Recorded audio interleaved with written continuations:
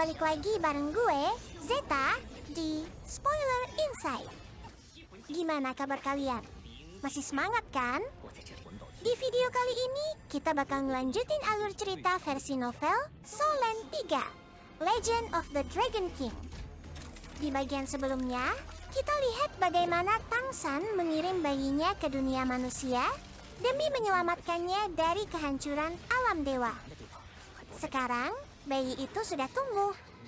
Tapi, ironisnya, anak yang membawa esensi Raja Naga Emas justru akan membangkitkan roh pelindung yang dianggap paling sampah di seluruh benua Doluo. Pada penasaran kan gimana ceritanya? Langsung aja kita masuk ke awal perjalanan Tang Wulin.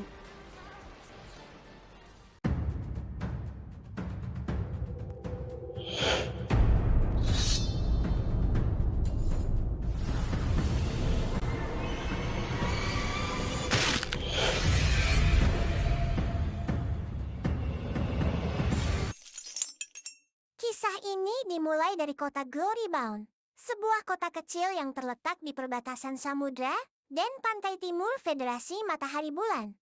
Suasana kota saat itu terlihat sangat ramai, jauh lebih sibuk dari biasanya, dikarenakan adanya hari kebangkitan tahunan. Di benua Doluo, setiap orang terlahir dengan roh pelindung di dalam tubuhnya. Begitu mereka menginjak umur 6 tahun, roh pelindung tersebut akan dibangkitkan. Entah itu berwujud alat, hewan, ataupun tumbuhan. Upacara ini pun diadakan hanya untuk memanggil kekuatan besar yang tersembunyi tersebut. Namun, jenis roh pelindung yang muncul akan menentukan masa depan seseorang secara mutlak. Apabila ia mendapatkan pedang, maka ia akan mahir dalam berpedang.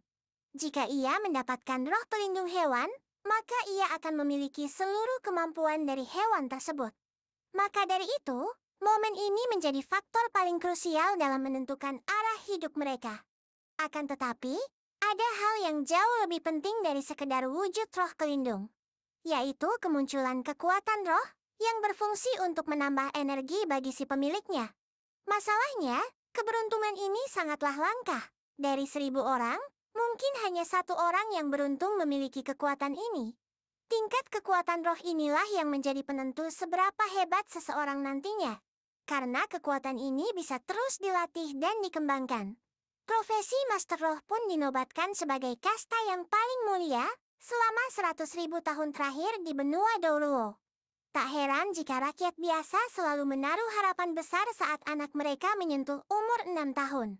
Mereka berdoa agar keajaiban kekuatan roh muncul, sebuah tiket emas yang mampu mengubah nasib keluarga mereka selamanya. Di sisi lain, di tengah kerumunan, terlihat seorang bocah kecil berumur 6 tahun dengan mata yang besar dan jernih, yang terlihat sangat bersemangat mendengarkan setiap cerita dari ayahnya. Berambut hitam pendek, ia memiliki mata hitam namun indah dan bulu mata panjang yang membuat penampilannya terlihat mencolok, meskipun ia hanya mengenakan baju biasa. Dialah jagoan kita, Tang Wulin. Ketika semangat Wulin sempat turun, ia mulai gugup.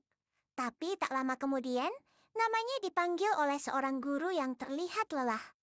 Wulin pun buru-buru masuk. Di dalam Akademi Red Mountain, ia melihat bangunan-bangunan sederhana yang berdiri sunyi.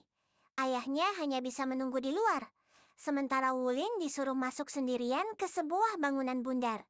Dan di sanalah nasibnya akan ditentukan. Di saat Tang Wulin melangkah masuk, Tang Xiren dengan muka pahitnya mengingat kejadian puluhan tahun lalu, saat ia mempunyai harapan besar, tapi akhirnya harus menelan kegagalan.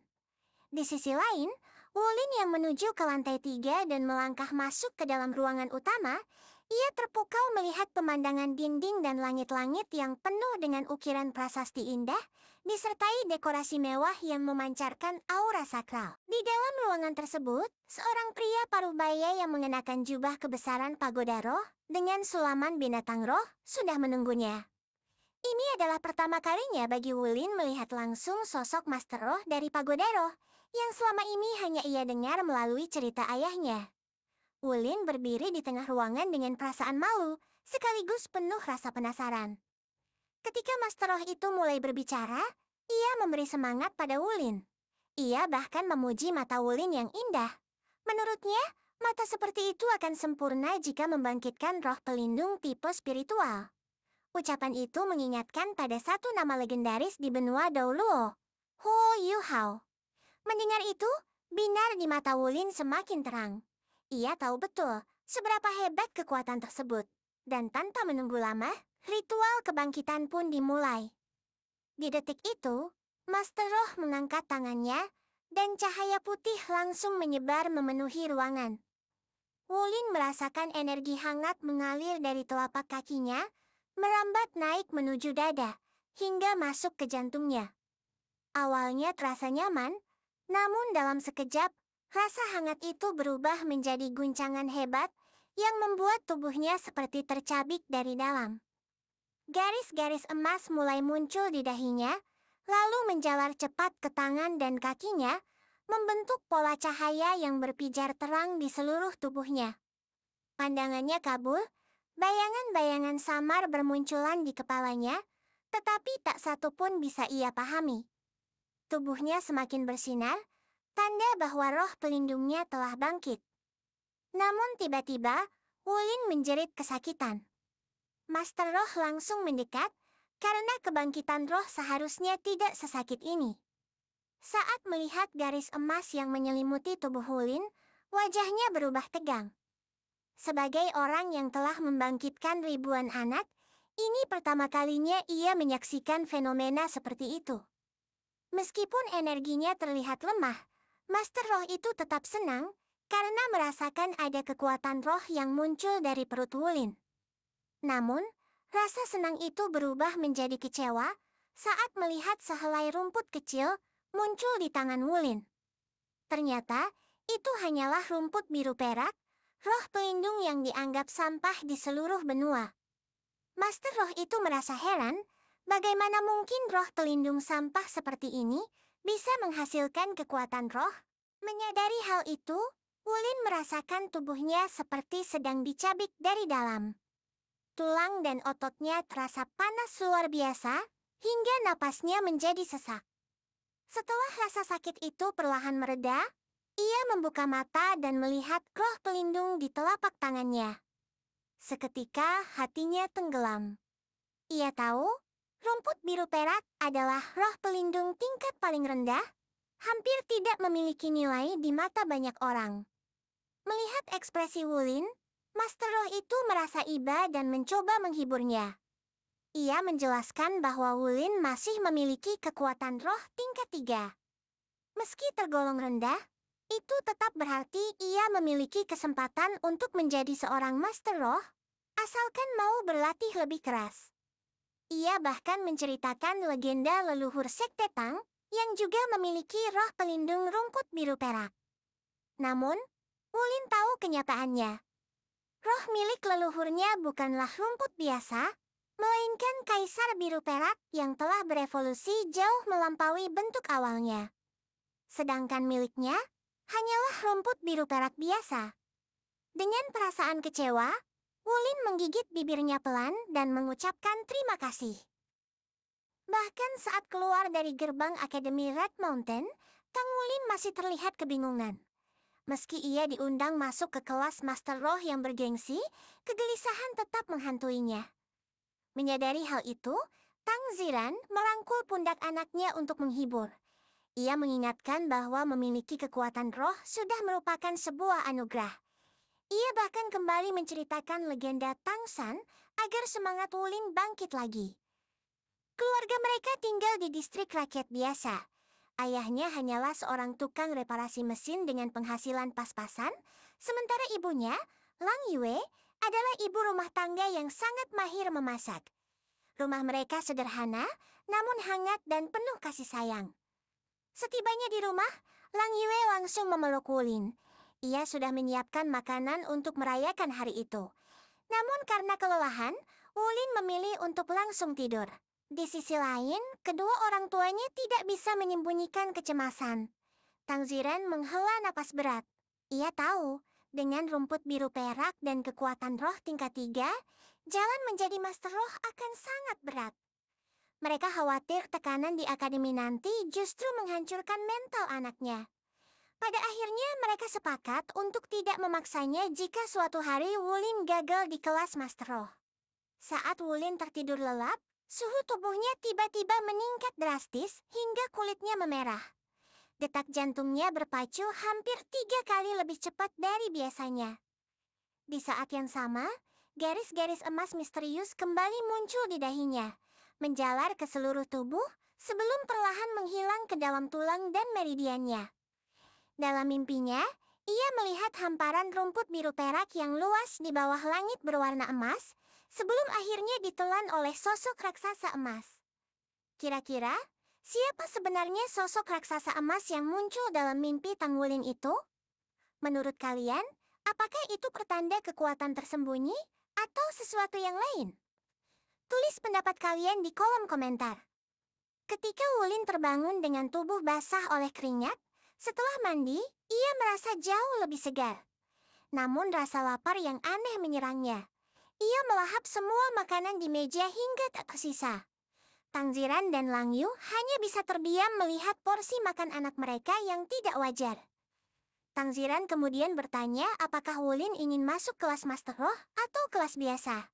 Tanpa ragu, Wulin menjawab bahwa ia ingin menjadi Master Roh agar bisa menghasilkan uang dan membantu orang tuanya. Mendengar itu, ibunya sampai menahan haru. Keesokan harinya, Wulin resmi menjadi murid kelas Master Roh di Akademi Red Mountain. Meski kelas itu hanya berisi 15 siswa dan diperlakukan istimewa, hari pertamanya justru berakhir buruk. Dengan bangga, ia memperlihatkan roh rumput biru perak miliknya. Ia tidak menyadari bahwa di bagian akarnya sudah muncul garis emas tipis, bekas perubahan tubuhnya semalam. Namun seorang anak bertubuh gemuk di kelasnya malah menertawakannya dan menyebut roh itu sampah. Anak itu menyombongkan roh pisau miliknya dan kekuatan roh tingkat 5, bahkan sesumbar bisa mencincang rumput biru perak Wulin dengan mudah. Akibatnya, Wulin ditertawakan seisi kelas dan mulai dijauhi teman-temannya. Meski hatinya terluka, ia tidak menyerah. Ia justru bertekad membuktikan kemampuannya lewat kerja keras. Wajahnya memerah, tangannya mengepal. Ia teringat pesan ayahnya bahwa jalan ini memang tidak akan mudah. Di dalam hati, ia berjanji akan menjadi Master Roh yang hebat. Ketika wali kelas mereka, Lin Simeng mulai mengajar, ia menjelaskan bahwa roh pelindung terbagi menjadi 2 jenis utama, alat roh dan binatang roh. Sedangkan penggunanya dibagi menjadi Master Roh pertempuran dan Master Roh pendukung. Perlahan, rasa tertekan di hati Wulin mulai memudar. Pengetahuan itu terasa seperti pintu menuju dunia baru yang luas. Di sore hari, mereka diajarkan teknik meditasi, satu-satunya cara meningkatkan kekuatan roh hingga mencapai peringkat 10 dan memperoleh cincin roh pertama. Namun, Lin Simeng tampak kecewa dan hanya memberi sedikit perhatian saat membimbing Wulin bermeditasi. Perlakuan itu membuat dadanya terasa sesak. Ia merasa diremehkan. Tapi justru karena itu, mentalnya semakin keras. Ia terus mengingat pesan ayahnya. Kesuksesan adalah 99% usaha. Sepulang sekolah, kesedihannya tiba-tiba tergantikan oleh rasa lapar yang tidak masuk akal. Padahal saat makan siang, ia sudah makan sangat banyak, hingga dijuluki perut karet. Porsinya bahkan melebihi orang dewasa, namun perutnya tetap kosong. Dalam perjalanan pulang, ia melihat seorang gadis kecil berambut perak. Sinar matahari memantul di rambutnya, menciptakan kilauan indah. Pakaiannya lusuh, seperti anak terlantar, tetapi mata ungu kebiruannya begitu jernih. Tiba-tiba, beberapa remaja nakal mengepung gadis itu. Mereka berniat menculiknya untuk dijual ke pasar gelap karena rambut dan matanya yang langka. Salah satu dari mereka bahkan menggendongnya secara paksa. Wulin langsung berteriak agar mereka melepaskannya. Namun ia justru ditendang hingga terjatuh ke tanah. Tubuhnya penuh debu, tetapi ia bangkit lagi. Bahkan ketika salah satu dari mereka mengeluarkan belati untuk mengancamnya, Wulin tidak mundur. Ia menyatakan bahwa dirinya adalah seorang Master Roh. Sambil mengangkat tangan kanannya, ia memunculkan rumput biru perak yang memancarkan energi samar. Meski hanya memiliki kekuatan roh tingkat 3 dan belum memiliki cincin roh, keberaniannya membuat para pemuda itu ragu. Mereka sadar bahwa berurusan dengan anak yang terdaftar sebagai Master Roh bisa membawa masalah besar. Akhirnya, pemimpin kelompok itu menurunkan gadis tersebut dengan kesal dan pergi. Saat gadis kecil itu tersandung dan hampir jatuh, Wulin buru-buru menahannya. Ia berkata bahwa sebagai seorang laki-laki, ia akan melindunginya. Dari sanalah ia mengetahui nama gadis itu, Naer. Sambil membantu gadis itu berdiri, Wulin memuji bahwa nama Naer terdengar indah dan memiliki arti yang bagus. Namun Naer hanya terdiam. Bahkan saat ditanya di mana rumahnya, ia hanya menggeleng pelan. Wah, Tang Wulin ini baru kenal sudah berani memuji. Kayak kalian juga, baru ketemu cewek langsung bilang imut banget. Hehe, tapi tenang, niatnya Wulin tulus ingin membantu. Suasana mendadak hening. Tiba-tiba, terdengar suara perut keroncongan yang cukup keras. Awalnya Wulin mengira itu perutnya sendiri, tetapi ternyata suara itu berasal dari Naer. Wajah gadis itu langsung memerah karena malu. Tak tega melihatnya, Wulin mengajak Naer pulang ke rumahnya agar bisa makan masakan ibunya. Ia menggandeng tangan Naer dan menuntunnya berjalan pulang. Sepanjang jalan, Naer hanya menatapnya dalam diam, seolah memandangi sosok pahlawan kecil yang baru saja menyelamatkannya. Nah, guys, seperti itulah awal perjalanan Tang Wulin dimulai. Anak yang membawa esensi Raja Naga Emas justru harus menerima roh yang dianggap paling lemah di seluruh benua Doluo. Tapi garis emas itu bukan kebetulan. Nafsu makannya bukan hal biasa. Dan rumput biru perak miliknya jelas berbeda. Perjalanan Raja Naga Emas baru saja mulai. Dan jangan lupa, di luar sana, Raja Naga Perak juga sudah mulai bergerak. Di bagian selanjutnya, kita bakal lihat bagaimana Wulin mulai melangkah sebagai Master Roh dan bagaimana takdir yang ditinggalkan oleh Tang San perlahan mulai terbuka. Kalau kalian gak mau ketinggalan kelanjutan alur lengkap Soul Land 3, Legend of the Dragon King versi novel, jangan lupa klik subscribe, nyalakan lonceng notifikasinya, dan tulis di kolom komentar. Menurut kalian, rumput biru perak Wulin ini benar-benar lemah atau justru yang paling berbahaya? Gue, Zeta, pamit undur diri dulu ya. Sampai ketemu di video berikutnya.